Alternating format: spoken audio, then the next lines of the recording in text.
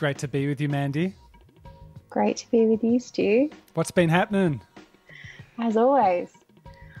Well, in Bali currently, and just wrapped up teacher training with Mark Whitwell. So I've been in that mode and very happily sharing all about Ayurveda and yoga with, I think there was like 60 odd people in the group this time.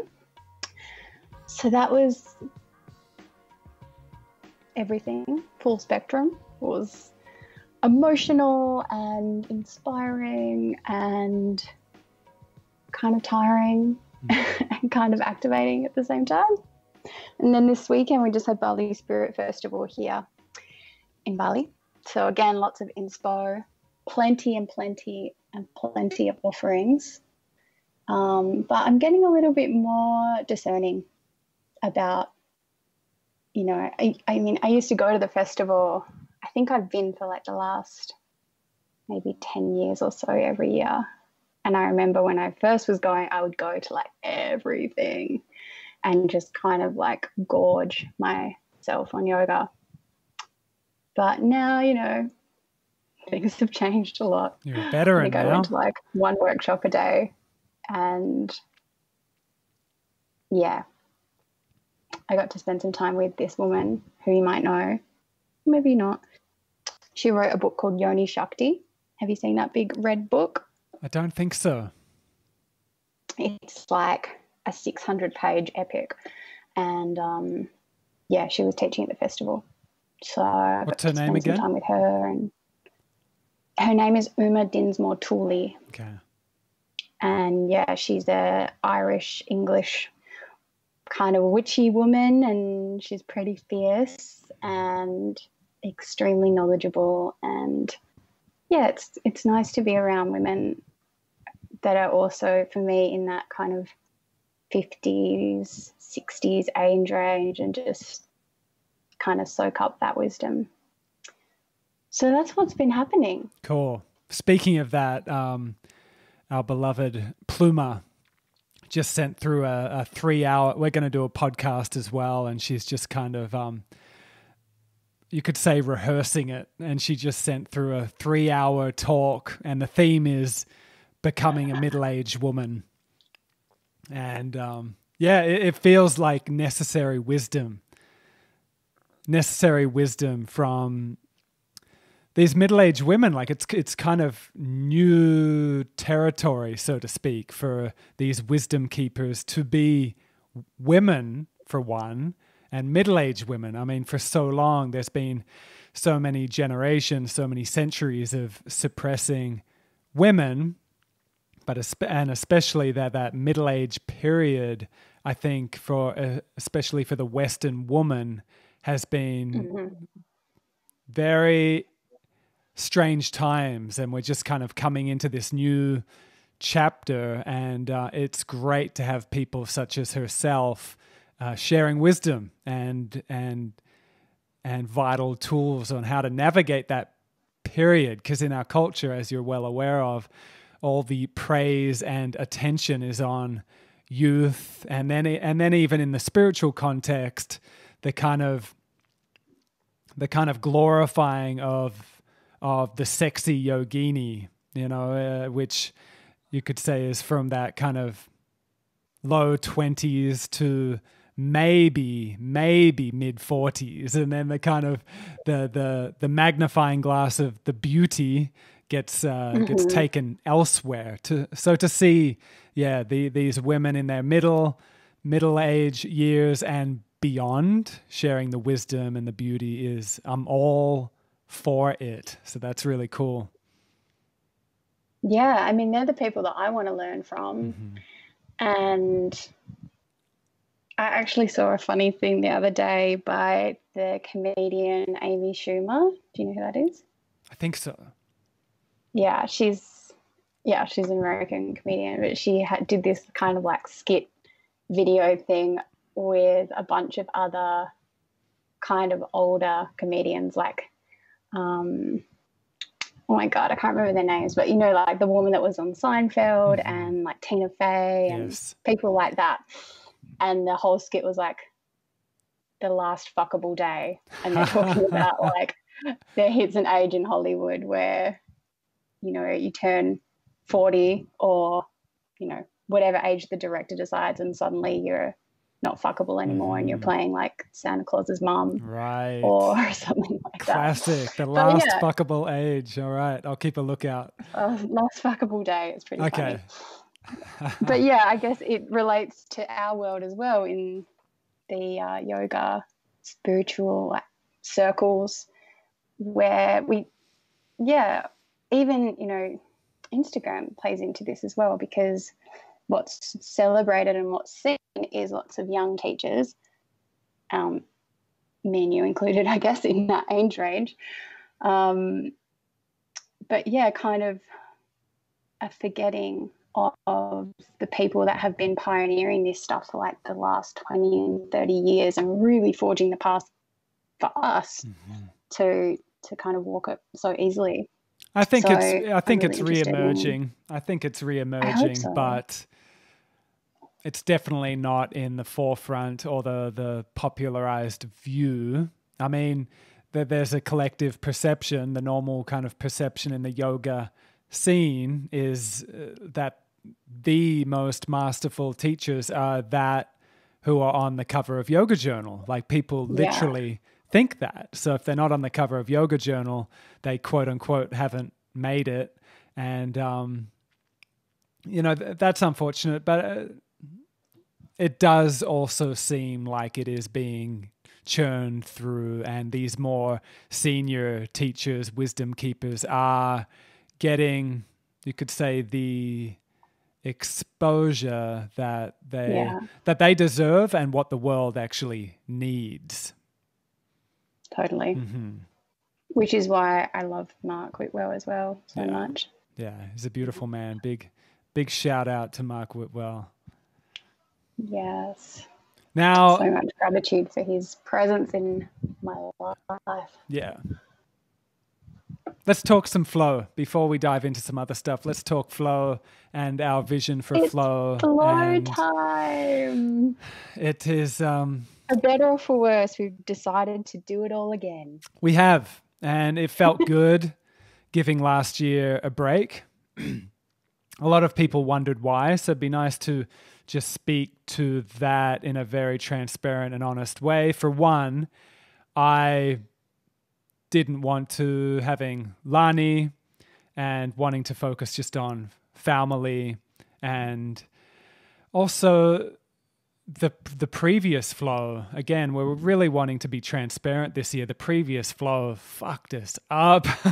It was so beautiful and we loved it and we poured our heart into it, but it really did fuck us up on many ways. And financially, Mandy, we both paid for it a lot, and we're paying for the kind of debt of it, which we've come to terms with, and we're fine with it. At the same time, we realize it's not sustainable, and it wore us out. It definitely wore us out. So it felt smart to take last year off, focus on rejuvenating, focus on getting the roots back nice and strong for flow. And yeah, it feels really, really good to be bringing it back for January 2020. Do you want to share anything on like taking last year off and all of that? Yeah, I mean, whenever people asked me why we were taking a year off, because lots of people were confused, maybe disappointed, and saying things like, oh, you're going to lose the momentum, da-da-da. And I guess the easy answer for me was, oh, Stu's having his second daughter, Stu and Joe are having their second daughter, so, you know, we want to honor some space and time for that. And that's kind of the nice answer. But the truth of it is really, the financial piece was rough, and we put a lot of energy and time into something that we're really proud of and that we really love. And, you know, I'd quite happily do it for free, but to be going into major debt over it. Just felt like, okay, we're not really doing something right here. We need to kind of pull back and see how we can make this more sustainable. So that's that. And I also felt after the last flow, my feeling of it was that our vision for the event and what actually ended up rolling out, they finally met, which hadn't happened in previous years. Like previously, we'd sort of had this big vision and we'd sort of been like, oh, next year we want to make this better and that better and do this and that. And then last year it felt like, oh, cool, we actually pulled it off. This is beautiful. This is what we wanted to create. And so I felt like it was important, again, to kind of zoom out and take a step back and to see where the vision for the next flow would take us and how we wanted it to be, and to give it some breathing space in that way to naturally and organically grow and expand, rather than like just keep pushing it out because we had to continue with some external momentum that was perceived from the outside that just didn't feel true, to be honest. But when people were saying that, I was like, I don't think that's true, actually. I think it will benefit from having a year off for the community, for us, for the kind of energy of the land and the event itself. So there was lots of reasons. Yeah, I agree. And I feel really excited to do it again. Yeah. So I wanted to get to that spot. Sure. And for you to get to that spot too. Totally. Yeah. I had a lot of those questions as well of like, are you crazy? Like it's thriving and it's doing all this and that. And a lot of people thought we were mad for taking a year off, which I guess it's understandable from a typical kind of business vantage point, but it's not your typical business and it's not your typical situation. And a lot of people, I don't think, realized that it's primarily been you and me for the most part. And then we have some beautiful people step in those final couple weeks and then the actual festival. But yeah, it's a lot for just you and I to do. So it's felt nice also to step back, zoom out, recalibrate, and and to put energy into our other projects as well. Exactly. Like we both started a podcast this year, and different retreats and all sorts of stuff going on. You had your book launch, so it also created some space for those projects to be nurtured and executed. Because it was a full-time job. I mean, especially the last two flows. I mean, we gave it everything. We put in so much time and energy and really fed that vision big time. And yeah, it has last year taking it off freed up so much energy and it felt really important. And now regathering and in a way simplifying, I want to share with the listeners that what we're really intending for the next flow of focusing on local for one, for many reasons, but also to take the pressure off the budget. So we're not stressing about getting a certain amount of tickets to pay for a certain budget, like keep it local for that reason, but also it just feels beautiful. We've got so much talent and so much artistry getting pumped out of Perth just to really nourish that and feed that feels really important. So I'm excited for that. And yeah, we're really aiming to be fully transparent with the community in which we need tickets to make it happen. To have toilets there, we need a certain amount of tickets sold. To have shade there, we need a certain amount of tickets sold. To have the artists that people love and the teachers and the this and the that, we actually need tickets sold. I think some people get quite imaginative and projective, and it might look like you and I are rolling in cash from it, but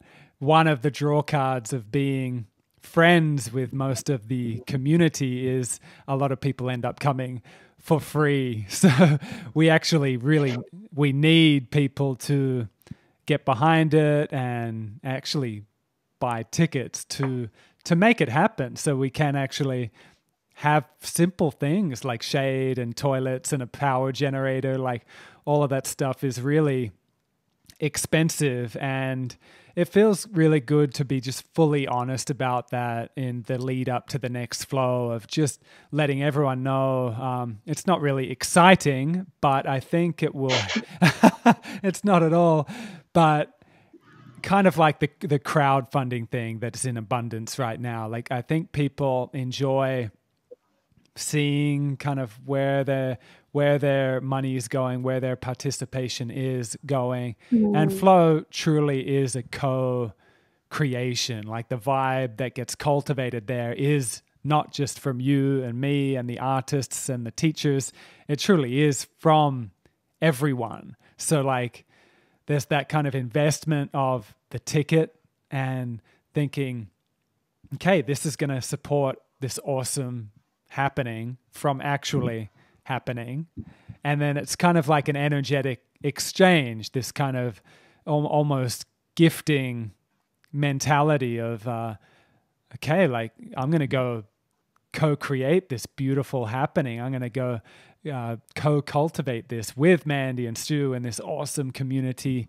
So I think just reframing the handover of money, which can be tricky, there's an old kind of perception about anything that's spiritual that it should be free, but we're in modern times where we've all got bills to pay and we've all got stuff to deal with on a financial aspect. So that exchange financially is part of it, So I am feeling good about fully displaying, like, this is what you get for your ticket, and updating everyone as the year goes. Like, okay, this many tickets have been sold.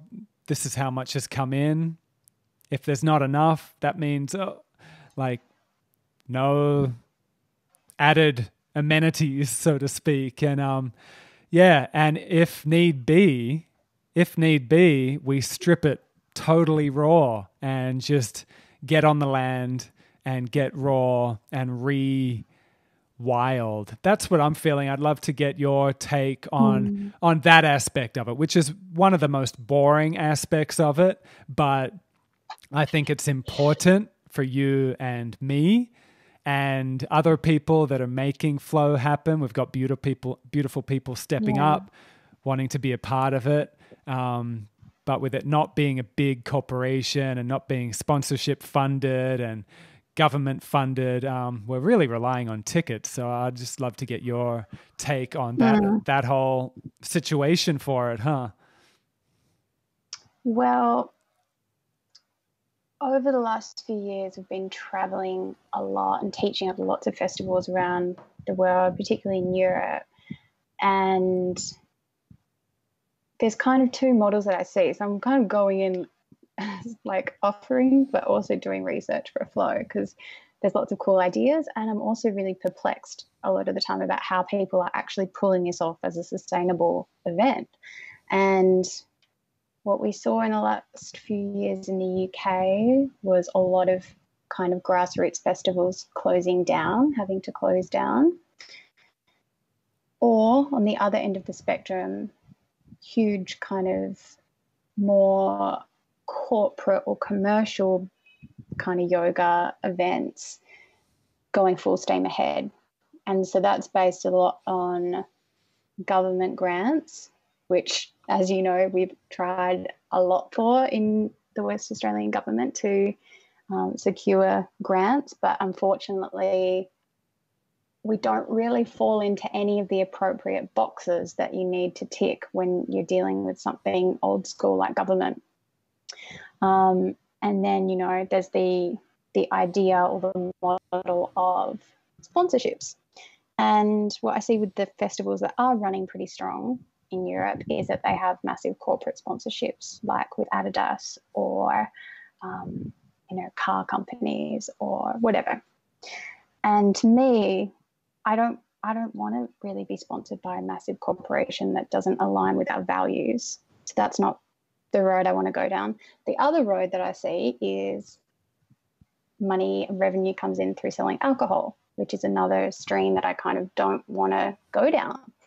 So kind of left with just making it up as we go along. And what I have seen, which is quite inspiring, is lots of kind of smaller, more community-based events, which is kind of where I feel like flow is going. And what we want to create for this year is something a bit more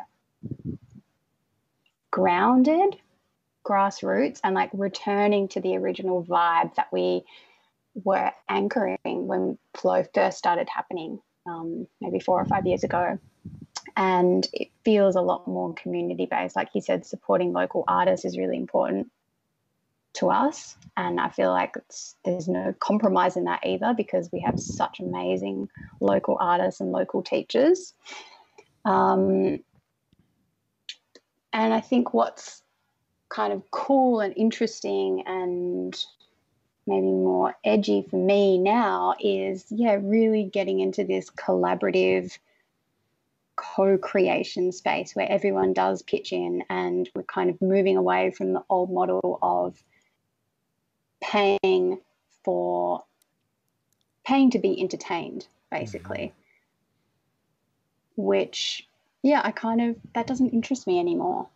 And I think, from what I see in these festivals in Europe and here in Bali as well, is people really want to get involved and get hands-on, and I feel like that's something that we want to nurture with flow. And I feel like that's way more interesting than just like rocking up and being entertained with the show. That doesn't really do much for our collective awakening and collective evolution. It kind of keeps us in that old paradigm. So flow is one way, and we've always said this in the beginning, it's like a microcosm of what we want to create in the wider community and in the broader kind of scope of the year. It's like this real peak experience, potent, beautiful, high vibes, back to nature, all of those inspiring things. But the interesting bit, or the important bit, is how do we then take that back home and back into the flow of the year? So that's kind of where I'm at with it. I feel like that's way more interesting to me, this collaborative, everyone pitching in. There's even an event I saw happening in the UK in Avalon, which is Stonehenge area, and it's completely free. And I was like, how do they do that? Because it's a big event. It's like, well, it's probably around the same size as Flow, like 400 to 500 people, but it's totally free and it's completely community led. So everyone literally makes the infrastructure that we're talking about. Like, they make the compostable toilets, they make the shade structures, everyone kind of contributes in whatever way they can. And it's been going for 30 years like that. So that's pretty cool to see. What's that festival? What's that called? It's called Santosha. Santosha Yoga Camp. It's in Stonehenge in the UK. And I was really kind of wrapping my head around, like, could we get away with that for Flow? Like, could we really make it free and, have everyone kind of contribute? I don't know if we could yet, but I'm interested in that as a possibility. I'm interested as well. And then I also want to honor the whole thing of, like, yes, we live in the world and artists need to be paid and valued for what they share. And the toilet man doesn't want to do it for free, sort of That's thing. Right. So, and everything that, time is money.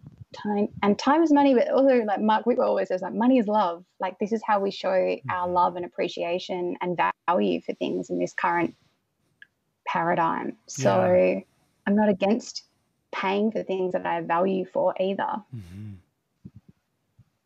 Yeah, it's an interesting conversation, which we'll keep tuning into, and we'll keep rejigging and evolving. And I'm definitely interested in the potential of it also being free and how that can actually happen. But for now, it doesn't seem to be possible on a piece of land that has no electricity, like nothing. We got to create the infrastructure. Exactly. So, I think if we had enough people that were proactive enough, skilled enough to build everything from scratch. Yeah, it could be done. And and maybe that's a possibility in the future years as kind of the flow community grows and gathers, because we are really lucky, in fact, to have access to that land, which is in the middle of the forest and is pretty much only used for flow, aside from my parents going there. It's so beautiful. It's so magical. It's so beautiful. As soon as I step out of the car onto that land, I feel like automatic discharge of all of the crazy frenetic city and traveling energy. It's so beautiful there. I'm always surprised. Like, I always forget, and every time I go back, I'm like, oh my God, that's right. It's really amazing here. Yeah. So, and you know, the fact that we're the only ones using it through the whole year, that's pretty special as well, because it's not like mixed up with other weird energy. So for people that are wanting more information, they're wanting like, okay, who's going to entertain me? I don't see any fucking lineup yet. No schedule. Like, what am I paying my money for? Like, let's further speak to that. Like, that's a fair question. Yeah, it is a fair question. At the same time, I guess for now, it is a belief in what the flow vision is, which is reconnecting with community, reconnecting with nature, reconnecting with our true nature. And like you said, that entertainment piece where we're playing a part in or evolving from that. So if there can be that shift of awareness of not really just paying for the lineup, what artists are going to be there.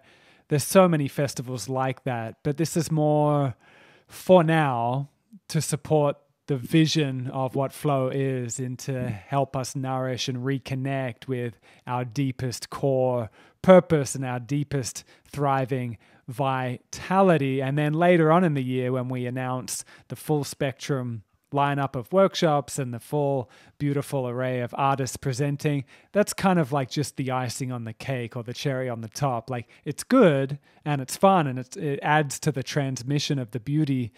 But for now, it feels like people that are keen to commit and buy their ticket and get behind it in that way are vital pieces of the puzzle to help make all of the rest happen. But for now, it's this belief, it feels anyway, like a belief in the vision of what flow is all about, and to be a main part in helping bring that forth, and just the magic of being there with like-minded people, like-hearted people on this magical land to unplug, like, don't worry about the phone for a few days, jump in that lake, get your feet on the earth. Like, that is so vital. And yes, we can do it anytime, anywhere. And that's what we're intending, is for it to be a part of our lifestyle. But to do that in community and Sangha feels just so vital, so important. So that feels like the core piece of value, really, to get together in community, reconnect on this charged land, unplug, because it's interesting times ahead, you know, with the navigations of technologies and the stresses of life. This really is a vital opportunity to really also strengthen our capacity for all the other aspects of life. Yeah, I totally agree. And there's major power in being in a collective, doing those things, anchoring that vibration. When we're in the Sangha, like we saw in Bali Spirit on the weekend, it's just incredibly powerful when there are hundreds of people gathered in one place with a similar intention. There's no denying that.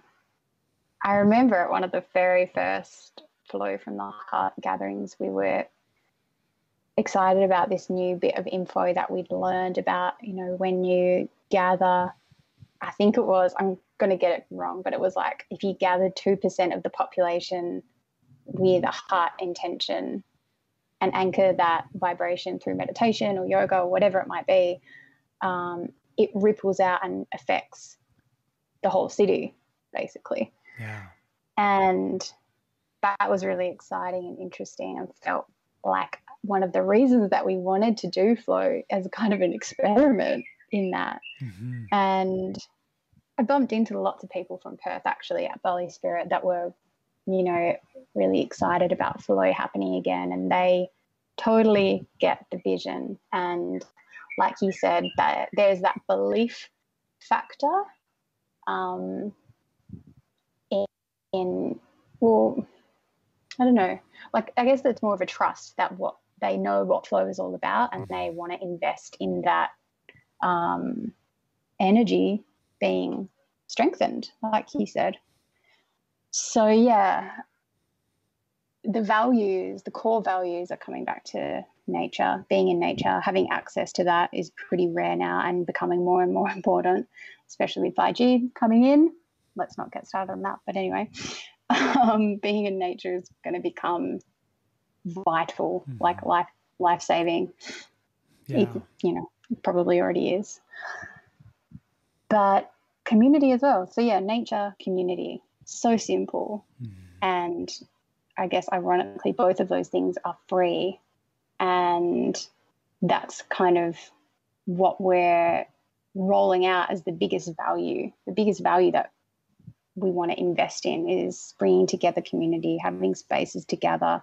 Because I think as well, this is kind of another tangent, but the yoga studio scene and the yoga practice scene is, I think, one of the most important things about having a yoga studio is the community aspect. And that's what I loved about having my studio, and what I also fell in love with yoga for. Really, one of the biggest reasons was I found my tribe, you know. And so having places to gather in community are really important, whether you're like fully converted or if you're like more on the fringe of like, is this for me? I think it's a really, really beautiful kind of entry point or anchor point.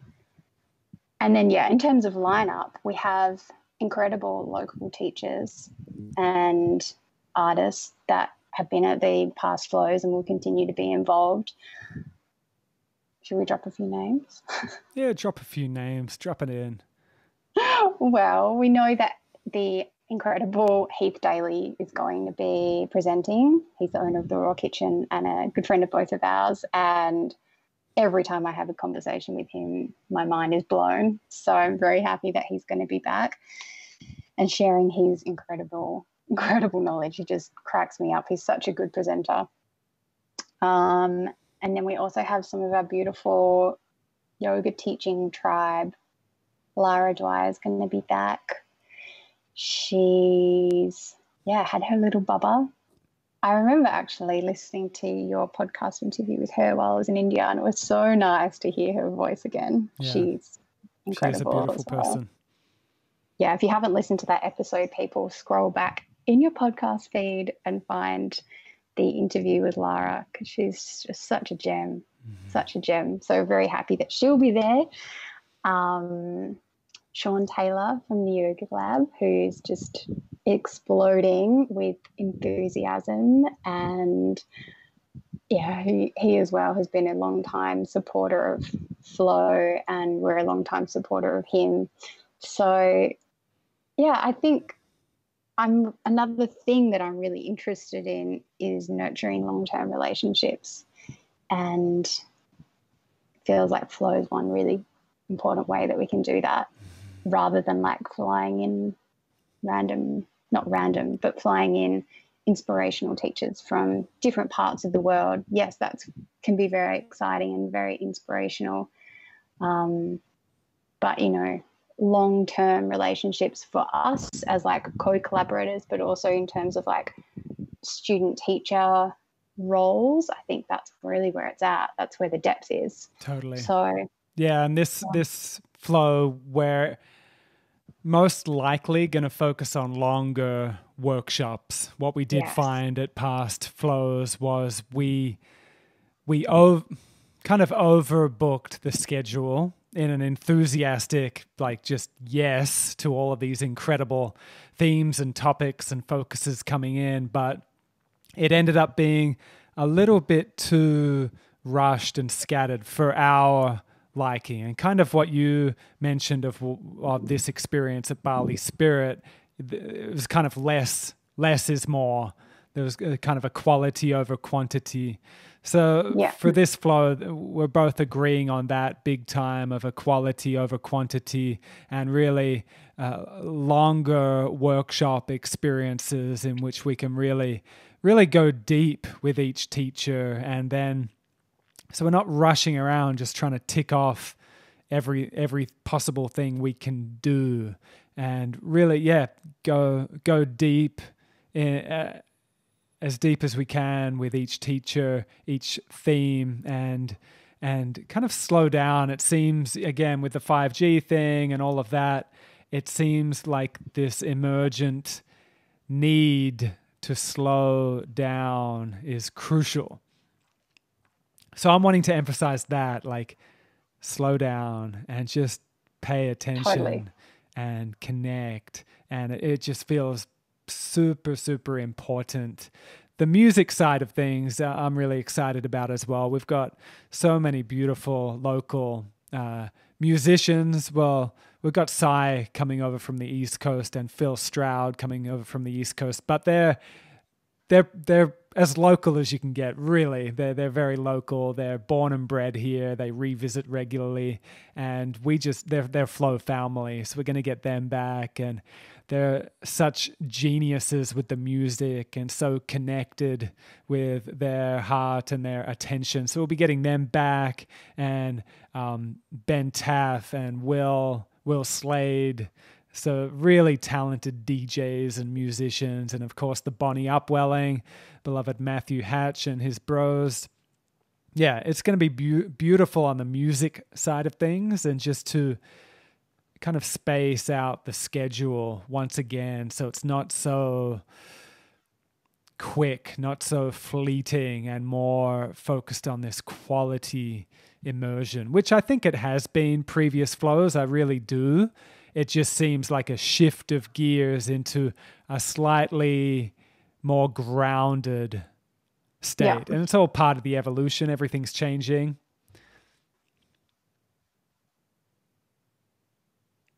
But that feels perfect. Yeah. And it's coming back to this idea of the micro flow being a microcosm of the macro of what we're wanting to create and experience in world. And I mean, last year, or in the last flows, I was doing the workshop schedule, and so many amazing people apply to run workshops and to facilitate, and there's just so much beauty and kind of like an overflow of flow. And so I was saying yes to a lot of people, and I ended up scheduling like 45-minute sessions from like 5:30 in the morning through till 9 p.m. at night. And that was the only way to fit everybody in that we'd said yes to. But again, if we're wanting to have this microcosm effect of what we want to experience in the world, I want to use flow as a place where we can really align that with our values, and having a schedule that reflects that, where we're offering not just 45-minute sessions, but an opportunity to go deep with a teacher and to settle into the teachings in that way and to integrate it, feels way more interesting to me than like popping around having this like buffet of a lot of stuff, which is all awesome stuff. But again, there's not really the time or space for the teacher or the teachings to sink in. Yeah, I agree. And which is tricky because we're friends with most of the yoga community. So people out there listening that are wanting to apply for a workshop, please do. At the same time, please also understand that we're really we're not actually going to book in that much. Like, we're going to focus on quality, but compared to the last couple flows, longer workshops, deeper immersions. So please do not take offense if you're not in the lineup. It definitely isn't any judgment or anything like that. But we definitely do have a strong vision of creating more time, more space, more time to integrate and process. So just a little side note, if you don't get in the schedule, because already I've been inundated with people asking to be in the schedule, and it's beautiful offerings, but already, if I was to say yes to everyone, the schedule would be overbooked, and you'd be the same. Yeah. Yeah, it's like, I don't want to discourage that, because it's wonderful that people want to be involved, and it's definitely not a value judgment on what they're offering. It's just literally, there's only so many hours in the day, and we only have so many spaces where it's appropriate to teach. So we'll figure it out. But yeah, it's definitely a work in progress. And what I see at lots of festivals around the world is that, like, kind of FOMO coming up of people wanting to rush around to everything. Like I mentioned at the very beginning of our conversations, like I did when I was first kind of going to Bali Spirit when I was like 19 or 20 or whatever. And I want to encourage a different vibe. And if I can do that through creating a nice, steady schedule, then, I'm happy with that. Totally. Well, we'll come back to flow at the end of our conversation, but I want to talk a bit of other things that you're vibing off as well. You're going deep into the Ayurveda, deep into what you're sharing on the podcast, which I'm loving as well. I'll leave links below to Mandy's podcast too. It's been awesome. What are you vibing off right now? Poo and coffee? The podcast is definitely, the poo and coffee conversations have actually, it's the highest rating episodes for our podcast are periods, poo and coffee. It's great. So like, okay. Let's talk, let's talk about poo. Did you know that a really good poo should be about 11 centimeters long? I didn't know that, but... How long would you say your poo is? It depends. It depends on a few variables. Depends on the day. Depends on the day, but probably that long. Yeah. Well, I think a lot of people actually use coffee to do a poo. And this isn't just, I know from lots of clients that I work with one-on-one, we kind of get deep into all this kind of talk about poo and periods and the important things. But yeah, I am loving the podcast. It's one of my favorite things to do. It's just so much fun. It's so fun. And it feels like a really easy, easeful, natural way to share everything that I love to talk about. And it comes up in one-on-ones and teacher trainings and stuff. And there are a lot of topics that are needed, and they are getting kind of swept up from under the rug, like these kind of taboo subjects that for so long people just wouldn't talk about it. Not talking about periods and not talking about poo and not talking about this, that, and the other yet. I think it's healthy to be able to talk about all this shit. Totally. And when people are given the opportunity to talk about it, like I said, when I work with people one-on-one, we always go there because it's actually a really important reflection on how your health overall is, periods and poo for that matter. But whenever I talk about poo in teacher training context, for the rest of the training, it's all people want to talk to me about. That's so funny. It's like everyone wants to pull me aside and be like, give me their little poo story. So I think people do actually want to talk about it because, like you said, it's been kind of a taboo thing and people don't even know what is a healthy poo. Yeah. So what is a healthy poo? It's 11 centimeters. What else? Should be 11 centimeters. That's pretty long. Well, it depends on your dosha, which is kind of my answer for everything. It depends. So I guess, do you want to get into the nitty-gritty? For a little bit, yeah. Yeah. Okay, If you can condense it to a few minutes, yeah, go for it. Okay, basically, there are 3 different types of imbalances that we can recognize in our poo. So depending on your dosha, if you are excessive in your vata or dominant in the vata dosha, then generally what we see is constipation, gas, and little dry, hard, tiny poos. like kangaroo poos is how I describe it. Little kind of nuggets, which is not what we want. If you're thinking again about 11 centimeters, a little dried up nugget is not cutting it. So that's one way that we can see, okay, this is what's going on in my body. I can recognize that there's probably too much vata, and then there's a whole slew of things we can do to rectify that. If you have a pitta imbalance, meaning too much fire, then typically what we see is loose stools. So the poo coming out faster than what you can really absorb the nutrients. And yeah, basically what that means is your digestion is too fast, and yeah, you're not getting all those minerals and nutrients that you want from your food. And what can we do to slow things down a little bit and cool the pitta, which kind of plays into the coffee thing as well. They're all, they all relate to one another.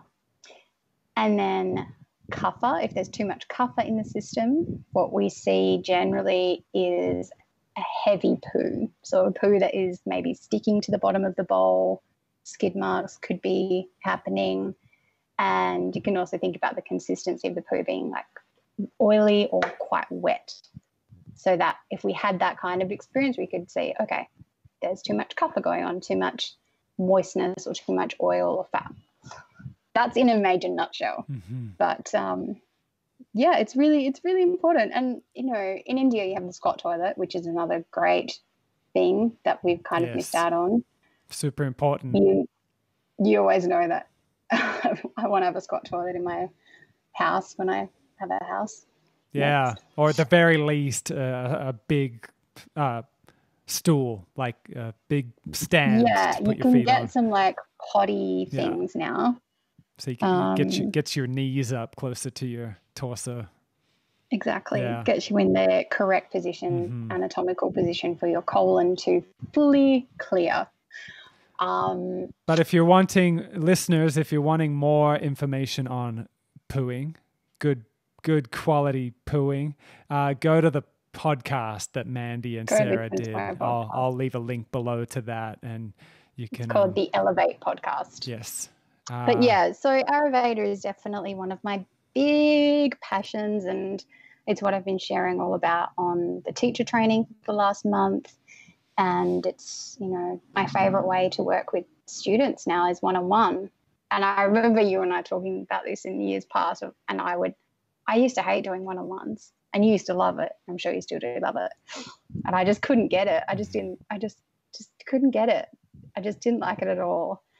And now it's turned into my favorite way to work with students. So what do you think has been the shift? The shift has been a understanding of how to individualize the practice and make it what I would do in the past, because no one taught me this. Like in yoga teacher training, this never came up. When I would end up doing a private yoga session, I would basically just teach what I would in a group class to one person. And it felt weird, it felt awkward, it just felt not right to me. I knew something kind of wasn't quite right. But now I feel like I have a really good understanding of how to individualize the practice. That's great. And kind of drawing on Ayurvedic stuff as well. So generally when I work with someone, we'll do some Ayurvedic lifestyle stuff, and then we'll also do some personalized yoga practices. Yeah, that's cool to get that feedback actually as to why it felt strange. Because for me, before I became a yoga teacher, as you know, I was doing PT and then life coaching and then kind of nutrition stuff. And before doing group classes, it was one-on-one for years. So for me, that was way more natural than teaching a group. So it just kind of, they both integrated into one another, the groups and the one-on-ones. But yeah, interesting to get that insight of just not feeling equipped after a teacher training. You're taught, how to run a group class, how to sequence in a particular style of yoga that isn't necessarily applicable to every person all the time. So that's what's been a big change, and that's what's happened in my practice as well. Cool. For years I was doing Ashtanga, so that was kind of all I knew, and now things are completely different. That's great. So it feels really good. It's my favorite. I'm always like so lit up after I do a one-on-one session. It's Beautiful. like obviously what I'm meant to be doing right now. When you get that feeling of like, yes, that was so good. That's great. Now, coffee. Coffee. Yeah, you're off coffee. Yeah. Yeah. That's cool. I mean, you kind of brought coffee back into my life. I hadn't had coffee in years, remember? And then all of a sudden I was drinking coffees leading up to the last flow. And I still do vouch that I've got a healthy balance with coffee. I have probably one or two a week, but during that flow period, I was smashing the coffees. I was having several a day again after being a recovering addict. And yeah, I'd love to get your take on because you came off the coffee quite organically, didn't you? It wasn't really that intentional. Yeah. Well, I've been on and off it over the years. Like when I was doing my raw food phase, I didn't have coffee or any hot beverages for 2 years. So, I've had phases without it, and I've had phases with it a lot of it. And what I will say, first of all, is that I don't think coffee is necessarily bad. And again, it depends on your dosha. So you being master pitta, there's that addictive tendency which can happen. And like you kind of said, you went from having none to having several a day. And that's quite common especially if you're strong in the pitta dosha, then there's that tendency to go all out, go kind of extreme on things. But it's not necessarily bad for the pitta dosha. It can be overstimulating if there's too much, but I think having it like once or twice a week is totally great. That's a nice kind of moderate balance. And it also depends on how you're having the coffee. So if you're someone that's more in the kapha dosha, then usually the recommendation is to have it black. And only one a day at the max. And then if you're more on the vata end of the spectrum, then you want to be pairing it for sure with a good fat, and that can be like through a nut milk and or adding coconut oil or ghee or butter or something like that. So there's lots of things it depends on. And then the recommendation is always to have it in the morning time, ideally before 10 a.m. when this pitta time kicks in. So pitta time is like 10 till 2. So you want to have it before that. You want to have some food in your belly, and most important, lots and lots of water before the coffee happens.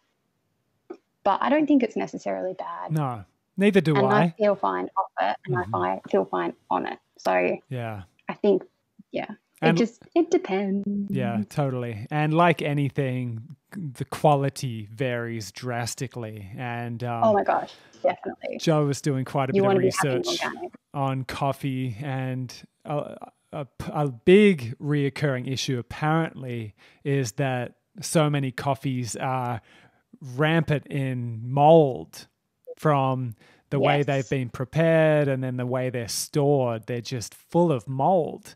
And that's one of the reasons why one feels jittery and edgy and just shit from drinking coffee, is it's most likely an inferior type of coffee that's been stored for way too long, and it's moldy and just crap, because the coffee bean in itself is really good for people.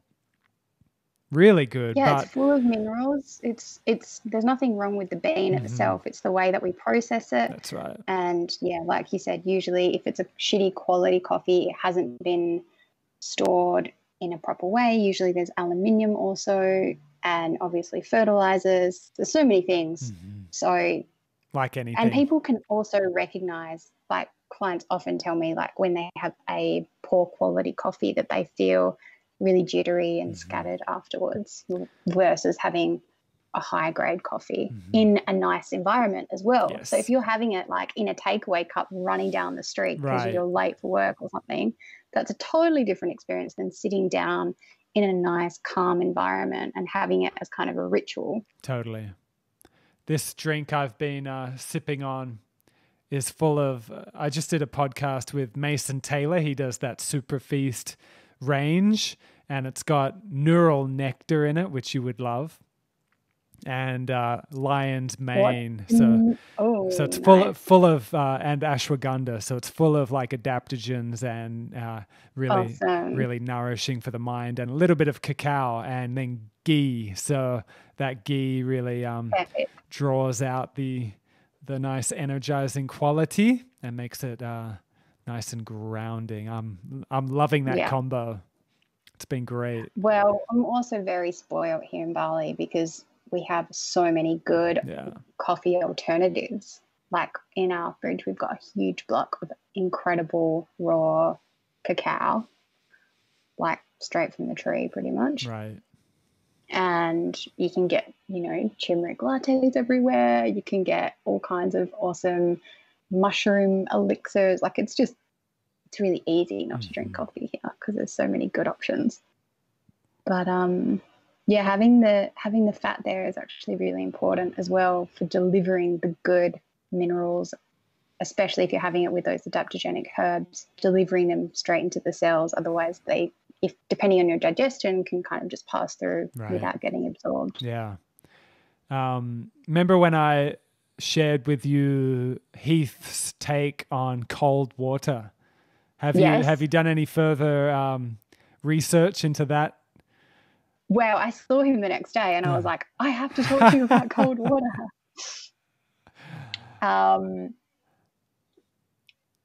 He's a very wise man. So he said as well, it depends. Right.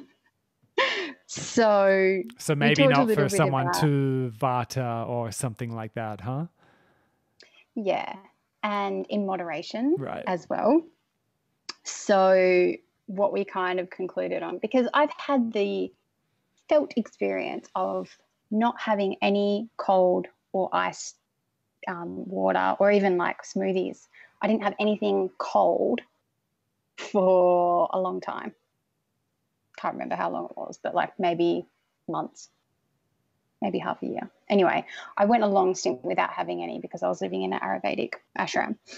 And then when I went out into the real world and I ordered myself a smoothie and it was with ice in it, I took a few sips and I was like, oh my God, and I felt how jarring it was on my nervous system, which was quite funny because I kind of knew like, oh, this is some arbitrary Ayurvedic rule that you're not supposed to have cold water. But I didn't really understand why until I had that experience of like feeling really jarring. So since then, I've kind of just stayed away from the cold stuff as much as possible. But yeah, it was interesting. He was saying 4-degree cold water is where it's at. And again, same as the coffee, depends on the quality. So it's only really worth doing if you're having living spring water. And I did do a little bit of research on it as well, actually, because people often ask me as well about hot and cold plunges or showers, which is like a whole nother topic. But yeah, it depends on the state of your nervous system. So for me, I travel a lot. I'm already quite high in the Vata.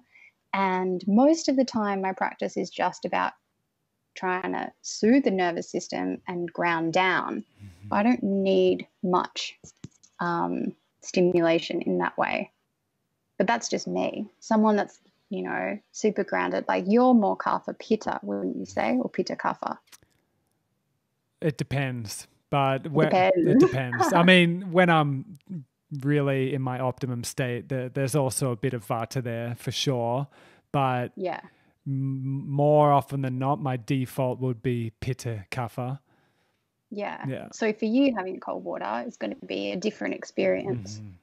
And it's just so funny that we're even like getting down to the temperature of the water, Yeah. like being that Neurotic. not sensitive, but like, yeah, kind of neurotic. But also it's, you know, if we're not super wired or like dogmatic about I have to have my water at 4 degrees or I can't have my water at 4 degrees, whatever the preference is, I think that's important too.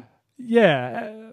I mean, it's bullshit to some people. Like, why would you even think about, like, some people give me shit of like, why the fuck do you even talk about all this? Like, just have any old water from the tap. Like, why even waste your time? But, you know, it's a conversation to optimize our particular constitution and to thrive, really, you know. So checking in, am I thriving? And if I am, then doing something right. But if I'm not, it's definitely worth checking out. Okay, maybe I could play with the cold water thing. Maybe I could do with some rejuvenation of my nervous system. It's just inquiry, really, isn't it?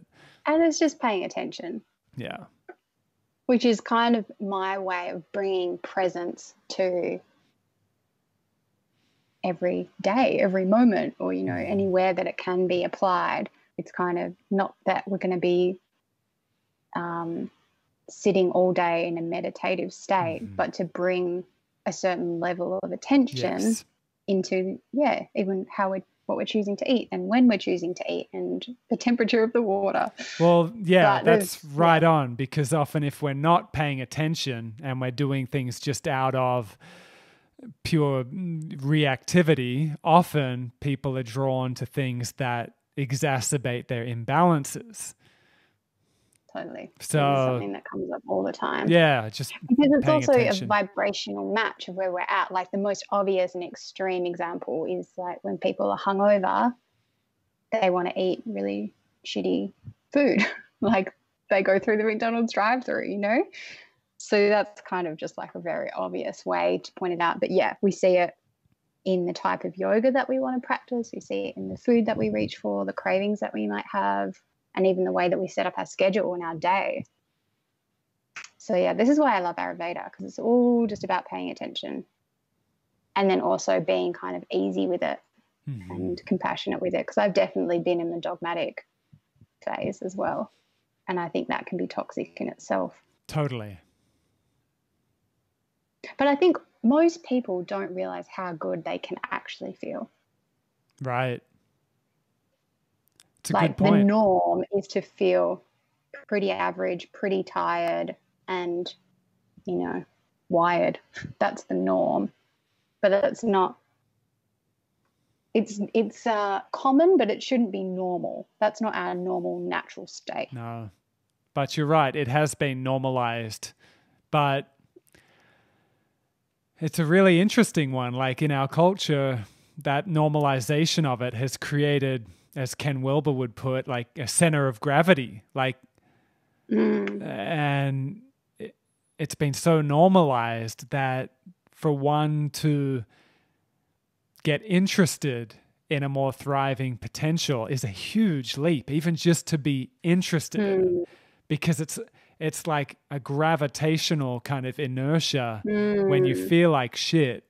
When you feel like shit, to make that initial leap to go to someone such as yourself or me or just someone for advice, to go, all right, I feel like shit. What can I do to begin a healthy lifestyle? And just one thing of, how much water have you been drinking? What's your poo like? Like just checking that out. It can be really confronting for people. And I know quite a few people that, even though I've been having conversations with them for decades now on just healthy living, they're still stuck in old ways, and it's highly addictive to be stuck in old unhealthy patterns. It's a huge addiction that's really challenging to break. Well, that's why as well, most people, not most people, but a lot of people have to hit rock bottom Right. before they make a big change. And I'm a big believer that it doesn't have to be that way. No. Like, we don't need a crisis to inspire us to make a change in our life, but that's the kind of common situation. And that's why, because it is quite hard to get out of that inertia, because that brain patterning, that neurological patterning is so deep as well. If it's been kind of reiterated over and over and over again, if there isn't something like a yoga practice which actually helps to rewire the brain, then of course you're going to be stuck in our ways. Of course. Like, it's a miracle if you're not. And everything in our culture is also kind of pulling us away from that evolution. Maybe not everything, but, you know, generally our cultural setup is reinforcing those habits and those brain patterns. For sure. And then media. Yes, and then come and buy this and it'll make you feel better. Come and eat this and it'll make you feel better. And yeah, you're right. Our culture, for the most part, is feeding that, unless you take the initiative to not plug into that kind of, you could say, mainstream and feed your mind with, you know, podcasts and affirmative courses and audiobooks or silencing the mind and getting in touch with quiet. It's really challenging if you're just turning on the noisy radio and the noisy this, and to gain the clarity and the autonomy to just make conscious choices can feel almost unattainable, you know, because it's just so noisy. So noisy. My God. I really notice it as well, because I'm often in places like India and Bali for months at a time, and then pop into Australia or Europe or the US. And it's so obvious how the media is just everywhere, especially in places like London. Like, you literally are being bombarded with stuff all over. You really can't avoid it. You really, really can't. Even if your, you know, internal state is pretty clear, there's no way to avoid all that external stimulation, which is why I think being kind of minimal and being conscious in what we consume, everything from media to like material goods, is actually a big act of rebellion and kind of activism in a way, because that is going to also make a massive change in the world to go against the grain of what is being fed to us by the mainstream media. Totally. Yoga. Which brings us full circle back to flow, which again, it just feels so important.